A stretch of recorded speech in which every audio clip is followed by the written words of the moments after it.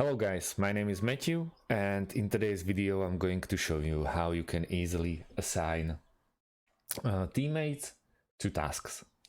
So first things first, we have to log in into our account at ClickUp, and we happen to find ourselves in our workspace. As you can see, I have a couple of projects going already, and also we have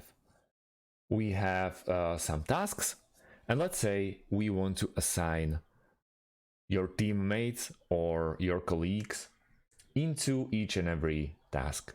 So we have to focus in the middle of our screen where our tasks is. Let's say create YouTube tutorial.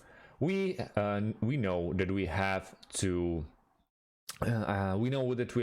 assign someone to this task.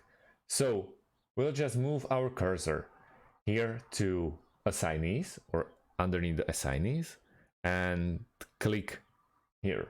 So we have at the moment three options: Mateusz, Matthew, and me. So I'm going to assign the second one, Matthew M, to this task. In his account, he will get a notification that he has been assigned to this task. With the second one, edit YouTube videos, I'm gonna go with me, and plan for the next week will be this guy. All of them obviously are my accounts, but you know, easily we can do it like that.